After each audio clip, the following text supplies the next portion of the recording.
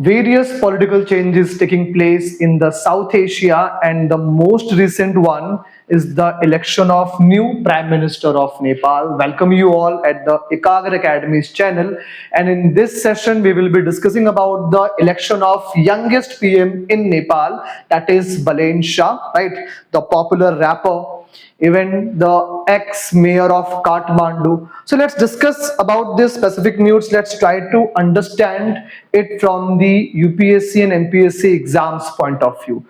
Let's start first, right? Why this is something which is very important news, because see, it is not someone who is a first PM of Nepal, right? And definitely being youngest is one of the, you can say, an attracting thing, but it is something like the timing which is important.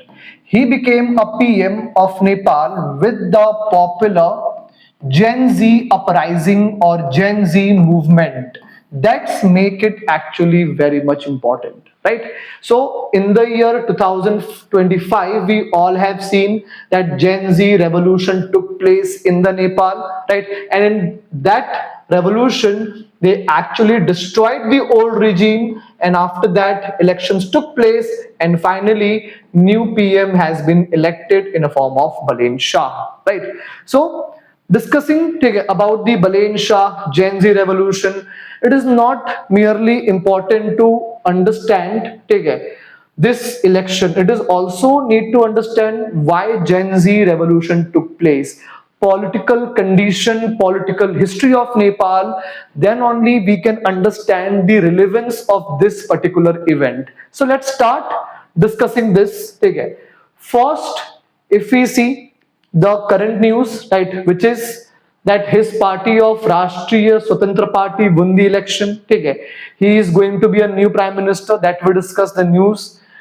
Most important thing, we need to understand the political history of Nepal. Remember, if we see British colonialism, Nepal was not directly controlled by the British. It was actually enjoying the protectorate status under the British Empire. So their ruling was completely autonomous even at the point of time when India was under the colonial rule, right? So if we understand that their monarchy was actually continuing from 17th century onwards of United Nepal, right? And it actually continued till the year 2006. But demand for democratic government started long back from the year 1990, when people actually came on road. Remember, whenever we see any country which is democratic, there is a respect of rights. But when we see any country which is monarchy in nature, right, or you can say there is a dictatorship of any one person, that is called authoritarianism, there are no rights of the people, there is no scope for the welfare or progress of people, right? And because of all these things, Nepali population actually started democratic revolution. They started demanding elections, parliament in the Nepal, right? And the event which started in 1990, it took a violent turn between the 1996 to 2006, when communists, or you can say the followers of Mao Zedong's ideology, who says independence or freedom always comes from the barrel of the gun, right? So those Maoists actually took the arms against the monarchy regime of Nepal. They fought against them, and imagine almost 13,000 people died in this civil war. But finally, they were able to throw out the monarchy out of Nepal, and formally in 2008 monarchy got ended.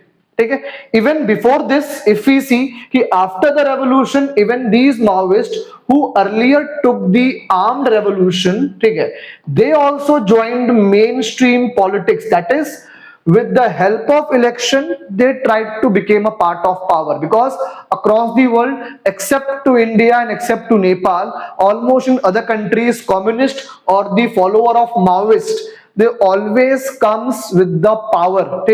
That is, always with the violence, they actually take the prime ministership or a presidentship of any country. But Nepal is a kind of exception, where they earlier did violence but later on joined a democratic politics, where they got elected, and this is how the democracy established in Nepal. But remember, just like India, who is enjoying a one single constitution since 1949, Nepal has changed their constitution in 2015, and even at that point of time also there was a massive chaos in the Nepal.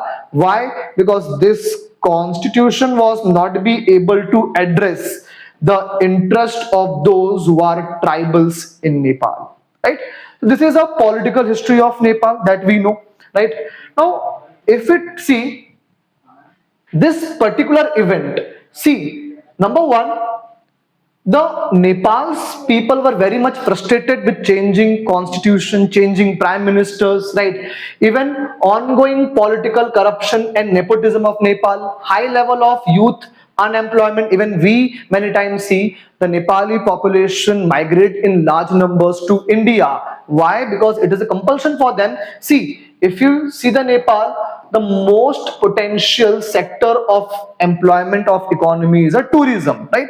Apart from it, in recent time, the Nepali population started earning through the YouTube shorts, YouTube videos. Means what?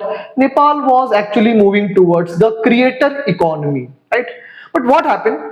Government put restriction, and this became that igniting factor which led to the Gen Z revolution. These two were the long-term one. Okay?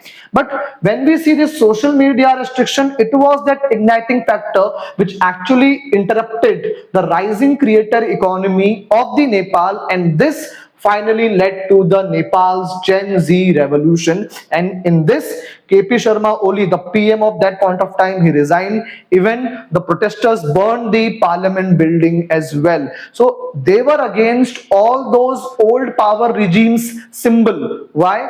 Though democracy came in the Nepal in 2008, but people were not enjoying their rights. They were not be able to enjoy their liberty, freedom, or you can say economic equality. So it was not just a frustration against the one prime minister, it was the frustration against the whole system, right? And in that context only one person rose, that was the Balen Shah, right? Now most important thing, his way of politics is far away different from the old veteran politicians of Nepal like KP Sharma Oli, Prachand, that is Pushpa Kumar Dahal Prachand. Then how he is different? By number one, he always have the approach of anti-establishment, right? Ki whatever is going on, it is no more a policy of Balen Shah. He actually focuses on some different aspect. If we see, what was the different aspect? His style of direct governance, right? He do not want intermediary in between. He is very much transparent. He actually posts everything on social media, just like our Donald Trump is doing, but again in different context. So these things actually attracted youths towards him, and he is very much pragmatic leader. Why? Because when he came to the power, he was not like I am a pro-communist or I am a pro-monarchy regimist in Nepal. He actually came with some practical issues, that is corruption, youth-focused economy, and economic modernization, and he is going to emphasize more on the part of digital economy, right? So this is what kind, like the radical thoughts he's actually coming with. Now if we see in the Bangladesh also, we saw kind of students revolution, new government got elected, but there they actually repeated, they actually brought the old political elites into the power, right? But this was something different. Now if we need to see how the Nepal's parliament work, because after the victory of Balen Shah, everyone is saying the geopolitics in South Asia is going to change because of the different approach of Balen Shah, but it is not that easy, not that simple. Because when we talk about Nepal's parliamentary politics, so they have something unique. Because if we say about India, so India having first passed the post is in its Lok Sabha election, means what? The party who is going to get majority of seats, right, or who is going to win in the majority of constituency, they are going to form their government. But in Nepal, in their both the houses, right, Just like we have a Lok Sabha, they also have this House of Representatives, also known as Pratinidhi Sabha, right? So they have both the things, first past the post, where this also matters, and also proportional representation, a kind of a indirect way of sending representatives, right? So this actually makes situation very much complex, but Balen Shah emerged as a victorious in both these contexts. ठीक है, his party secured majority, you can say 2/3 seat from both the method of election, and that's why it is a cause of concern for Nepal as well as, ठीक है, not for Nepal, for India and for China especially. Why? Because he is something a radical, something different, and that's why his policy is always neither pro-India nor pro-China. He want to balance both of them. So it is going to be a challenging one, take it, in front of both India as well as China. Now, if we say what kind of concerns India may be having, see, whenever a new leader comes to the power with new ideas, right, they come with two things. Number one, with concern. Number two, with the opportunity. So if we see what kind of opportunity we are seeing with the Nepal, take it, or the things which we can expect to get solved. Number one, the trading issue, take it, or you can say the most important thing, कि what Nepal always tried to do, ठीक है, that is China का danger दिखा के controlling India, ठीक है, that is something a challenging for you, but then we will be having opportunities in all these segments, that is infrastructure development, hydropower, technology, because it is in favor of both, in favor of Indian businesses as well as in the favor of Nepali youth. So let's see, take it, how India is going to tackle the whole situation, and let's expect best for both the countries, for South Asia and for whole world. Thank you.